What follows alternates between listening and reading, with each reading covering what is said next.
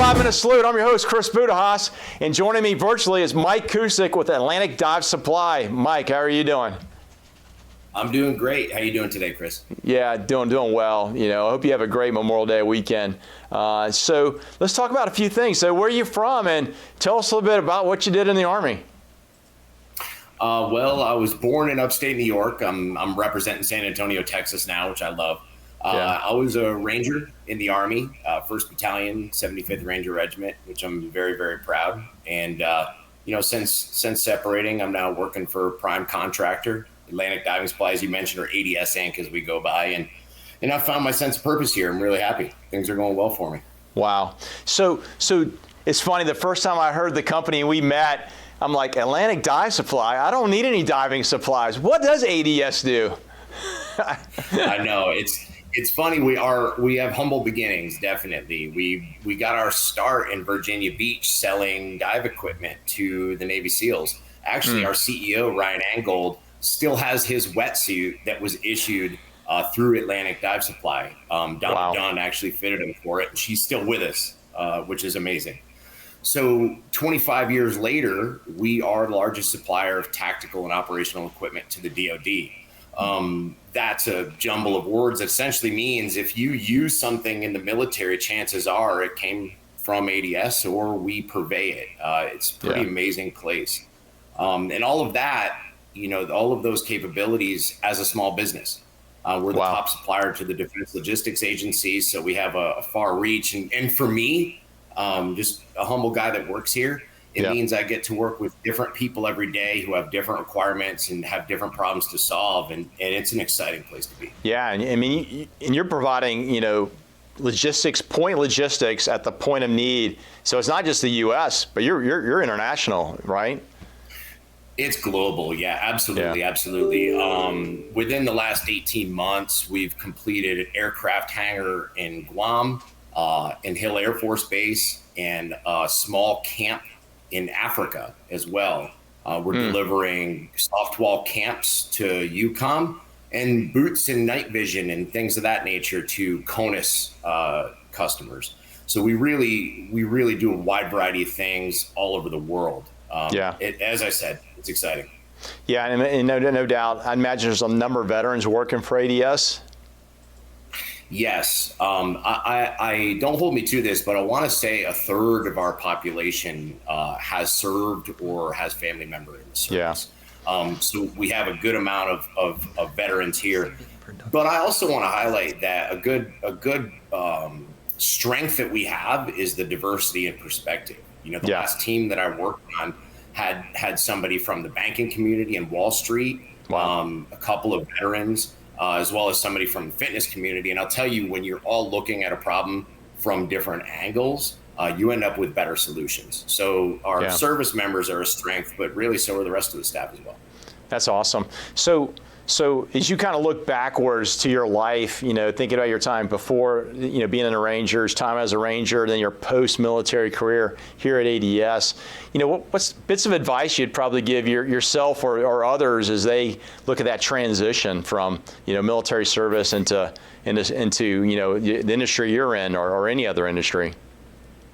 Well, that's a great question. I think also included with that is approaching military service, right? I also get a lot of young men and women saying, give me some advice. And the best advice I ever received and what I'll pass on is just don't quit. Let everything you approach. If you are afraid of washing out, well, let the process wash you out. Don't do it yourself.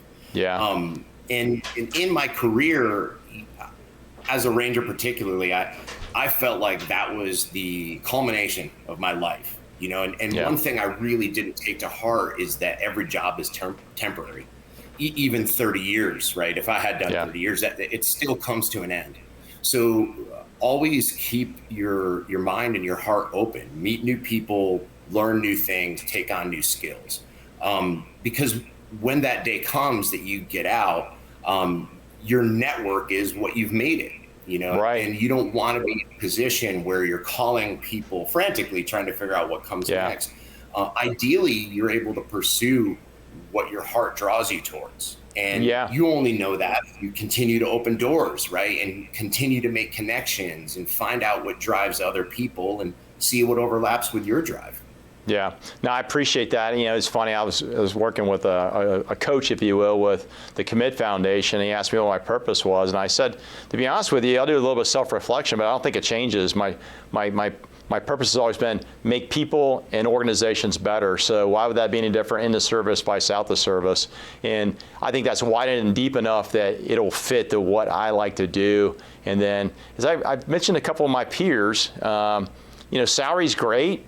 But man, if that's your only motivator, you're going to be sorely disappointed. I mean, like you mentioned, you got a great team at ADS. That alone would want me to get up in the morning and go to work. So. That's right. I worked for a couple of small businesses before I came here.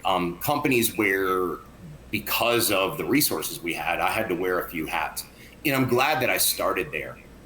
Learning what it takes to put together a big project or a presentation or product with limited resources helps you use them more efficiently when you have a lot of resources. And at ADS, I have a lot of resources that now I never take for granted. I'm so thankful to get up every morning and work with the team I work with. Yeah.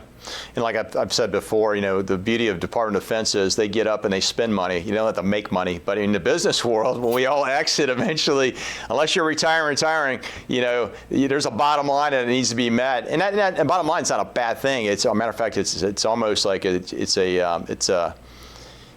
holds you accountable. So what are you doing for the organization? And you got to share that intrinsic value that you bring to whatever you do in that business. And then I think for some people, if you're career military, you may have not realized that until you're out on the outside, because the reality of it is, you know, the business, to survive and thrive, they need talent, and that people are going to wake up every day ready to work and do good things. So any last bits of advice for those getting ready to transition?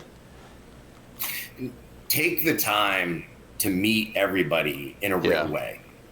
When I meet business contacts or military people, you know, I ask them always, what's in your core competency? What are you focused on? What do you do all day, every day? And then what would you do if you could dream up anything? What would you do if there were no limitations? And I file that away. And eventually it comes back around. I'm able to put together pieces of projects and puzzles and companies and teaming arrangements and things like that, just because I file away what matters to people. And I hope that they file away what matters to me too. Yeah. So the biggest piece of advice that I have for anybody is that nothing matters more than the relationships you build. Personally and professionally, life is a series of relationships. Value them and value the people, and you'll go where you're supposed to go. That's awesome. Hey, Mike, first of all, thank you for your service to our nation. Second of all, thanks for you doing your post-military career supporting our Department of Defense, our government, and other folks out there that need the support of ADS. I've been watching this company for a while, and it's pretty exciting what you guys are doing. And when I worked at Africa Command, you know, traveling throughout Africa, I saw ADS in action making a true difference. And you're the right kind of partner that the DoD needs. So thanks again. I hope you have a great Memorial Day weekend. And folks, if you like what you heard, please follow us on LinkedIn. We'll continue to provide great content showing you all the great veterans out in our community across the nation, what they're doing, not only in service, but in their post-military careers. And we'll see you at our next segment.